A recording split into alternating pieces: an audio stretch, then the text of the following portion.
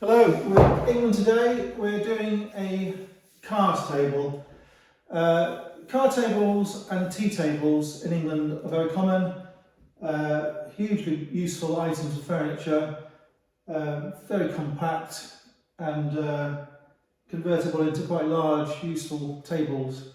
So tea tables, card tables, now I refer to them both together because they both have the same shape and they both have the folding top. So I'm going to start by showing you the folding top of a card table. This is a green baized card table. You sometimes see blue baize, you sometimes see red baize, you sometimes see the baize in a circle with the spandrels filled with veneer. The feature really is that the top hinges on a pin and then it folds flat like that to make a comfortable table or playing card area for 4 people. If this was not baize and it was all wood, it is what's known as a tea table.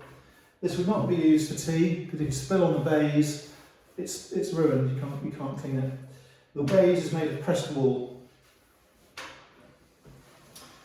In the underside you have a tray. Traditionally for a card table this would be where the chessboard would be, the chips, the mother of pearl dice, the playing cards, all bits and pieces to do with the games. And that swivels nicely. And when you're buying a tea table or a card table, what you want to do is avoid a top with a curl. If you have a concave curl, then the leading edges won't fit together, there'll be a gap like that. If it's the other way around, it has a very unappealing shape.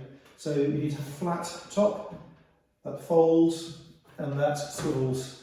That is called smiling or laughing in the tray. There's a tiny, tiny gap, but that's not considered serious because it is minor, and at the edges it is a good fit and it's an even fit.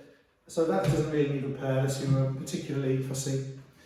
When you take these and swivel them, pay attention to the hinges. 9 out of 10 of them have been broken here. 9 out of 10 replaced hinges have broken hinges, and you'll see repairs. This particular one has no repairs or breaks on the hinges. The felt is worn and decayed, but that's the original felt, and again, not necessary to change it. Now, how old is this table? This table is pure Regency. It's 1820, 1830. It has a characteristic classical shape. The Regency is the equivalent of the Federal in America, or the Napoleonic or Empire style in France. So what they were trying to do with Regency and Federal and Empire was to gather in classical shapes and gather in classical emblems. So you've got things like a basic Athenion, a basic mirrored wreath type floral motif. You have claw feet with wheels. You have brass banding, very expensive, very difficult to do. Now this hasn't lifted, this brass, which is a common problem. Sometimes you'll see silver, but brass is more common. You have a corresponding crossbanding, and you have stringing. So the ensemble is very, very carefully made. And as I say, you have this classical shape. This is flat on the back. This can go in a hallway, it can go against a wall. When you're not using it, they would have wheeled it away, put it behind a sofa, put it under the window, pulled it away and got it out of the way. So that's the purpose of these card tables and tea tables. And there are very many of them in England, but most of them now are spoilt, repaired, or they are undesirable shapes. This is a desirable shape because it has legs. Now, the platform is off the ground. It has a sort of semi-lyre type shape. It's not a lyre, but it's a lyre type shape. And it has a sort of a certain poise. If you're buying these tables, you'll notice that there are some with platform bottoms where the stem goes down to a lower platform you might have a very bulbous centre column. That will make it a later tea table or card table.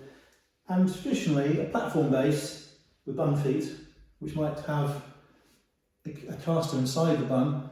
Traditionally, those platform-based card tables are less money because they're later, but they are absolutely wonderful. And I see no reason particularly to steer clear from the later ones. They're made just as well, and their design reflects a different period.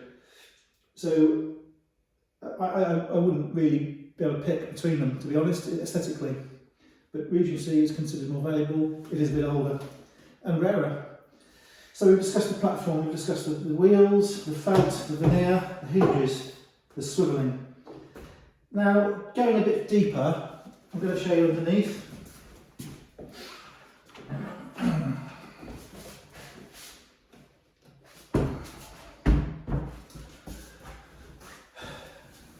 What you're looking for is no signs of repair or damage.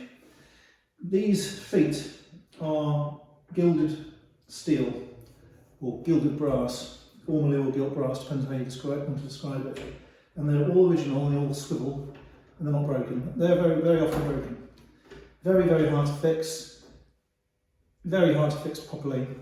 They're all there. These straps are iron, handmade iron. They're original.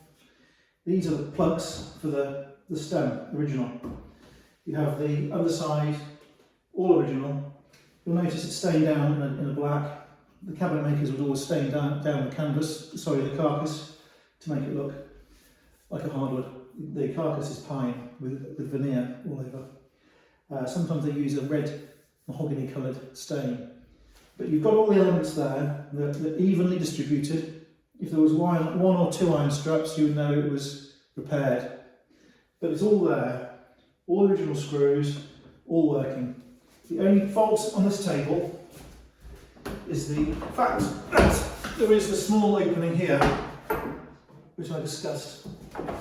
The only way to get rid of that is to insert steel rods into the top and have it all compressed and glued up, re-glued. Very difficult and expensive. So that table is a useful table. It's a very, very handsome thing. Got a significant age to it. Not as many as it used to be. I would say that the price now is about as low as it's ever going to go. And this will be on our website for collection in England. Thanks for having a look.